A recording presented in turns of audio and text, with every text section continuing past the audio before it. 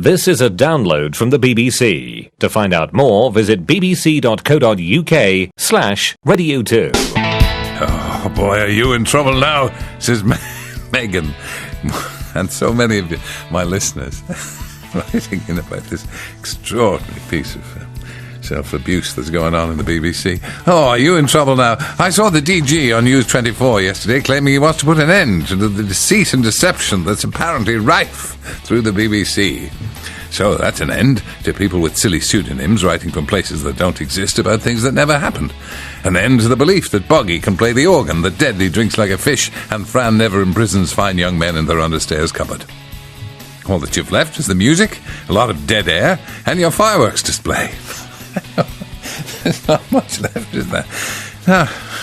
And there's more. I could do the whole morning on this.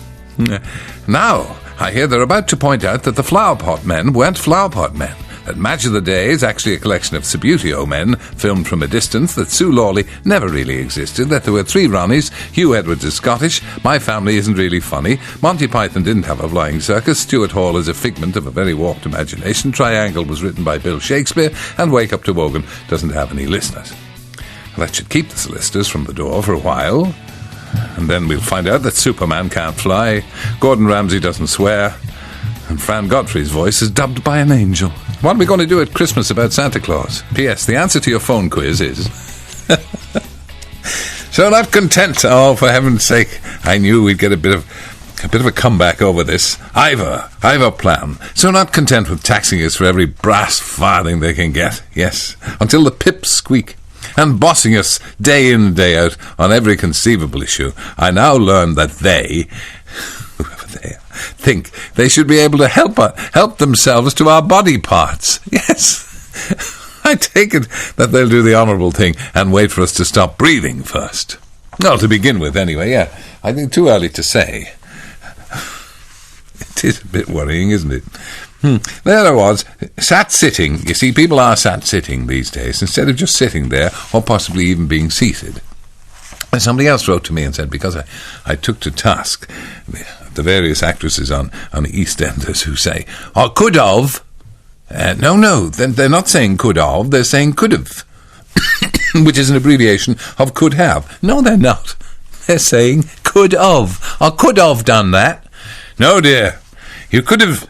And there I was, sat sitting, watching the telly last night. Well, Megan, there's no accounting for tastes. And there was nothing on, as usual, so I found myself watching a repeat of the excellent Jeeves and Wooster. I do that. And Poirot. I watch old Poirots rather than watch stuff that I've watched at least 3 times before, rather than watch the new stuff. As I wasn't old enough to watch it the first time round. What? Jeeves and Wooster? Come on, Megan. Imagine my astonishment when it was revealed that one of Bertie's best friends was called Lord Chuffer. Oofy Prosser. Even better, the entire programme was centred around the hunt for an evil spirit with a blackened face and a horrible grin that walked the streets on Lammas Eve, knocking on people's doors. And when they answered, he was reputed to pull people down to hell by their garters. And the name of this foul creature? Boggy. Now, I know you're all getting on a bit, but were you Chuffer and Boggy really all around at the time of Bertie Wooster? We were there before him. Last night, says Pat Mustard of Craggy Island. Don't we miss that programme? Last night I decided to treat myself to an episode of Raising the Dead. Look, it's Waking the Dead, okay? I know it's incomprehensible, do try and get the title right. Between all the usual flashbacks with the scary whoosh noises over theatrical tantrums, yes, there's a lot of what could only be described as acting going on Waking the Dead. And a generous portion of subtitles for the hard of understanding, disguised as professional scientific talk between colleagues. Yes, it's disgusting. It was disgusting last night. I noticed the tall one from Little Britain, Walliams, riding on one of those illegal Routemaster buses, as well as the dim girl from the BT ads, who now apparently works in the lab. I know. Oh, well, why don't we give that girl, you know that girl on the BT ad, why don't we give her a chance? Yeah, why not? Yeah. Strange. And good morning to yourself. Good morning to you, Norman McIntosh, the grand man himself and the beautiful Hells. With your impending holidays, long overdue and thoroughly deserved, of course, can you give a big up to the sales of Radio 2's Janet and John Reloaded. Yes, indeed. A double CD, 40 new Janet and John stories, read by some idiot, and a bonus CD with all sorts of goodies. An exclusive recording by Beth Nielsen Chapman, news outtakes with Radio 2's very own Ken Bruce, and even the odd exotic film production. Early video footage of yourself and a special Pudsey screensaver. What a bargain! How much is this? 15 quid. Is that all? Including post and packaging? Great heavens.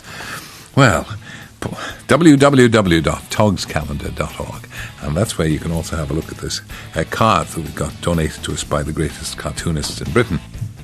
Or send a cheque made payable to Togs Calendar for £15 to Togs Calendar, P.O. Box 695, Newport, South Wales, NP24ZU. All proceeds from the sale of the CD, of course, go straight to children in need. And, of course, the first Janet and John CD is still available, and that's £10. Same old place, www.togscalendar.org. Do keep helping us on children in need. Now look, dear Fran, you may have noticed it's Adverse Camper who's a production director. Very good, yeah. The string of police dramas I've been putting the way of Boggy and Deadly and Chaste Nove recently. Well, now it's your turn. You and Lynn have a chance to create a sort of modern-day Cagney and Lacey. This is what we've been waiting for.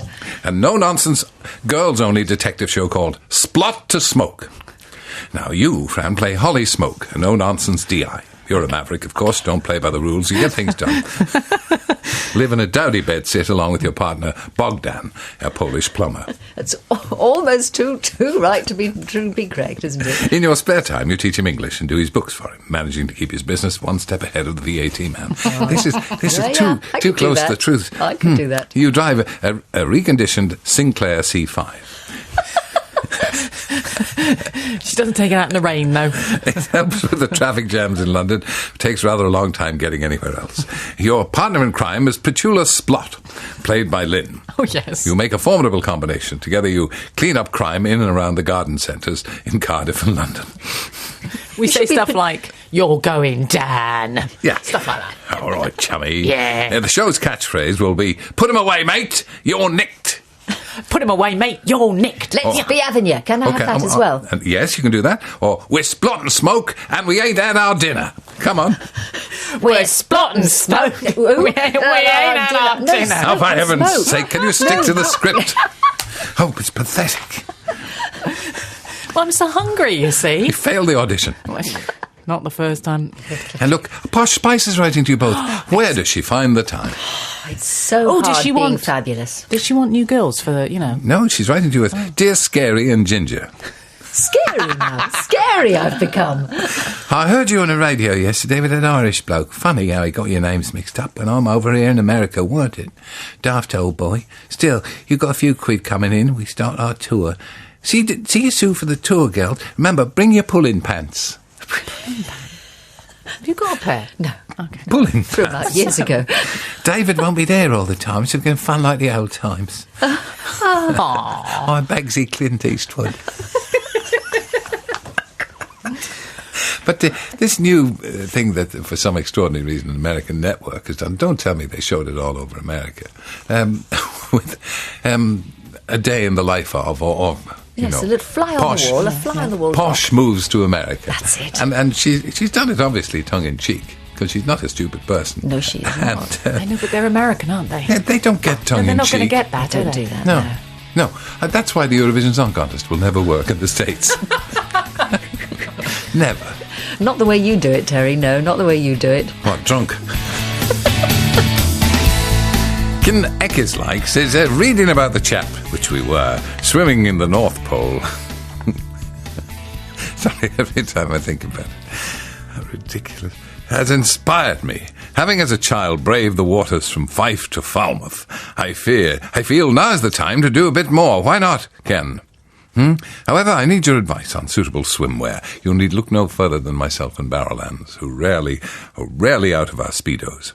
I still have my blue knitted woolen costume, but I'm not sure if I'd be able to lug 5 gallons of water up the beach in the gusset, what with my knees and all.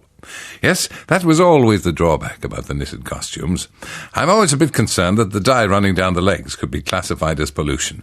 Lycra No, I don't think lycra's the answer either, Ken. I think the answer is for you to lie down in a darkened room and have another. And Marion says, I saw a promotional local supermarket for cat food, and the demonstrator's T-shirt and her wagon display the words, try before you buy. So my husband said, shall I try it now, or do you want me to go home and get the cat?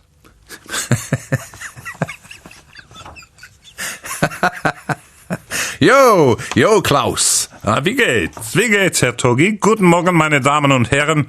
Oh, so, how nice to see that Boris Becker mit the electric shock hairdo und der tight lederhosen is to stand for the Mayor of London. Wir haben eine kleine Probleme mit der dreimaliger Wimbledon-Sieger, as we don't think anyone will be able to understand what he's jabbering on about. And he will talk, believe me. You will talk, Boris. Any chance you Englanders can ask Boris Johnson to stand in as a translator?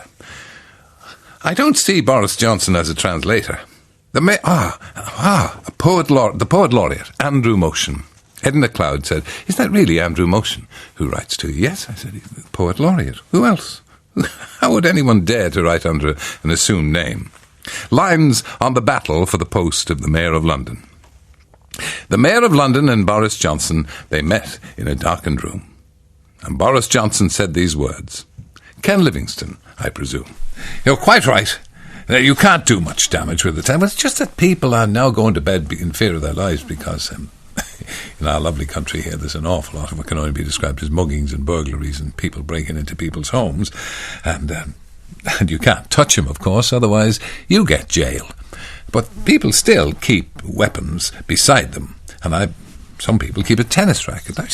You do no damage with a tennis racket, unless, of course, you're Venus Williams. You do a lot of damage.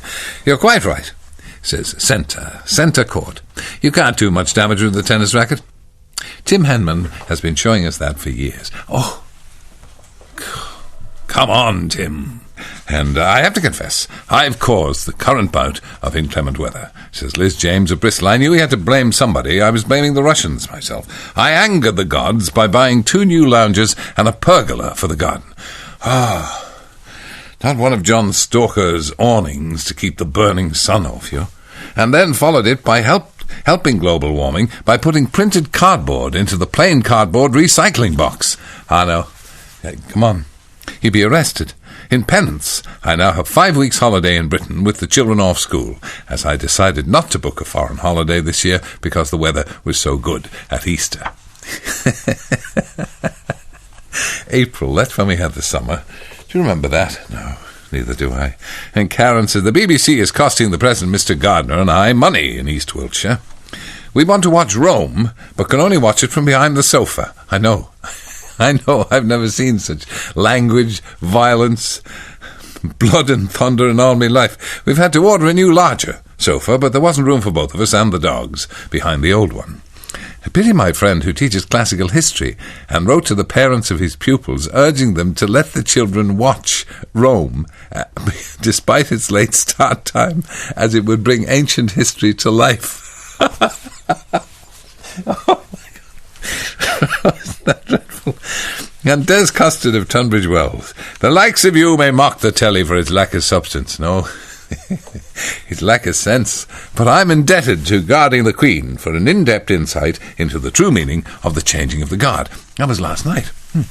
And apparently, the documentary voiceover went, one set of soldiers has marched all the way from the barracks to replace the others in their sentry boxes. You could almost, says Des Custard, you could almost sense a lull in the rate of spin within Lord Reith's grave. But then along came Mrs. Beckham, and he was off again like a freshly whipped top. The best hand signal. Remember talking about hand signals? Yeah, absolutely. They've gone now, and I was talking about my trafficators on my Morris Minor with the broken passenger seat. The best hand signals on the planet are those employed in Trinidad. Oh, yeah. Sir Saunders says, because he used to work there. The car window is always open on account of the heat, and the arm dangles from it in a louche fashion. Yeah, you can see that if we ever got a hot day again. You'd see that from people without the air conditioning. Poor swine. And indicators are never used, even when fitted, as this requires both hands to be off the wheel. Oh, I see, in Trinidad. The right turn is signalled by raising the right index finger about an inch. The left turn requires the driver to tickle an imaginary cat under the chin with all 4 fingers. The arm must continue to point to the ground. That's great, isn't it? Yeah, we're all doing it now. And the stop signal is not required, as it's assumed that when you see someone you know and want to stop and have a chat, the bloke in the car behind is his mate too, and will also need to discuss some urgent matter. We get that a lot. Anybody who drives around Soho will know. This happens here. It's known locally as liming. In this way, you meet new friends and get horse racing tips. Excellent. It's the same in Soho. We should be travelling. You get horse racing tips in Soho. You can get all sorts of things. He's tapping the side of his nose. What does that mean? That means that I'm about to stop the car without any other signal. And you know what people do to their noses when they're driving along, because we see it all too often. No. Please don't. What ho, me old small part player. This is Java Dandridge, the old Shakespearean actor manager, still searching for that white fiver from Larry. What a boy. I must congratulate Godfrey and Bowles. Oh, we did well. Arthur and Peter. On their dramatic scenes the other morning from the new cop show Splot and Smoke. Now, I'm not often moved to tears by a performance, except for that time when Gordon Jackson stood on my foot for an entire season. He was speaking in a soft Scottish brogue while I was wearing a pair. But I must heap praise on your 2 travel temptresses for their acting skills. Well, that makes a change. Well, it's an actor saying this now. Yes, And you know how jealous they can be. I've worked with all the big knobs in the business, and Fran and Lynn are up there with the best of them. Such technique, the way they almost respond to cues on time and nearly speak their lines in unison. Took me back to my days in the fit-ups. With talent like theirs, won't be long before Waking the Dead comes calling. Never forget their names, Lynn Godfrey and Fran Bowles. Can they do a few lines for me now? Can't shout enough for Waking the Dead, can we? It's Boyd who does all that shouting. I'm afraid we have been asked to be on Waking the Dead. As the corpses, yes. No, we could have a few lines just to test you out. Yeah. Hand it over, son. Hand it over, son. Look out, he's got a shooter. Look out, he's got a shooter. That's a funny place to keep your truncheon, Sarge. That's a funny place to keep your truncheon, Sarge. Don't you try any of those lines, Tell, because you're rubbish. Don't you try any of those. No! Oh, God. You almost got away with it then, Fran. Now, notice how we don't have repeats anymore, says Malcolm Ash. No. Well, as old Ray Moore used to say years ago, they're called another chance to see. But no, they're now called classics. It's when people start calling you an icon, which is one step down from veteran, that you really think it may be time to go. And while we're at it, how can they send a television crew to the Antarctic to do a Save the World piece on global warming and its effect on the polar ice cap? Did they walk there? Well, you're supposed to walk in the general direction of the Arctic, aren't you, with your snowshoes? Yesterday, I went to the post office in your snowshoes. Stefan, originally from Germany. While queuing, I overheard a woman in front of me asking if her daughter would need a passport to go on a driving holiday to Scotland. And the lady behind the counter had to ask her manager about it, and he insisted that she would need one, as it's a different country. It's unbelievable. Have I missed anything? Have I been asleep or anything, says Stefan, or out of the country? You see, I think this arises because when you fly, wherever nowadays, and because of terrorism, threats of terrorism and security, you have to have some kind of identification with you. One of the easiest forms of identification is to carry a passport with you everywhere you go. But I don't really think you need a passport to drive to Scotland. Do you? Did you need a passport to get out? You had to pay to get out. My take, says Janet that Cardigan of Racy at Cheltenham, has come up with a brilliant idea after helping me to shop for chicken this weekend. She could buy anything, it'll all taste like chicken anyway, after noting the indecision and the time spent on deliberating over which chicken to buy. Free range, organic, corn-fed, barn-bred, plain ordinary chicken. Apparently they're all as happy as the other. They could be out running in the grass or sitting in rows. They're still happy chickens, or unhappy chickens. Hard to tell. We plumped for one, deciding it looked as if it had been a happy chicken, says Janet. And then The young geezer came up with an idea. He said it'd be good if there was an obituary label on the bottom of each pack, which would facilitate buying. Brief details such as, Geraldine led a happy and fulfilled life, striving hard to make the most of her opportunities and never being downhearted when faced with adversity. She'd like it to be known she'd be best served in a mild curry sauce. There's a man about to broadcast who's risen from a bed of pain to be with you this morning. You never, ever hear a word from him. No, I know. Ken, be strong. I must say, you turned up at the do last night on behalf of children in need, nursing what can only be described as an abscess. Well, I wouldn't describe it that myself, but that's kind of you to put it like that. But I'd never complain about it. You know, we're used to pain. But there you were on the orange juice, and Pat says the reason he's on the orange juice is that he's on antibiotics. He's one of those gullible fools who believe that you can't drink while on antibiotics. Now, you see, the problem is, I asked for an because I thought antibiotics, whenever I'm on them, they give me a touch of the old, I know, quite. Yes, trots. Yes. So I said, could you please give me one that doesn't give me the trots? And they said, well, we'll give you this one, but if you drink, you throw up. So I thought, this is a tough one. Very, very tough call. Catch-22. So I drank orange juice. And if you drink too much orange juice, you know what that gives you, don't you? A trot. Yeah, I'm going to go and lie down now in a darkened room for a couple of weeks. Just a well-earned break, as so many of you have endorsed. And I'm so pleased that you feel the same way. And in the meantime, I have a query for you, Bruce. Before you just slow off that little one, you're off. Did you say?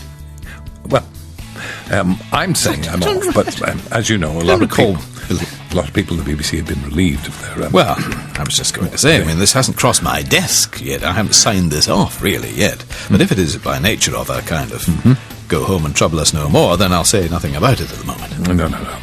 You should know better. Nobody gets sacked in the BBC. Don't be silly. Wake up to Wogan!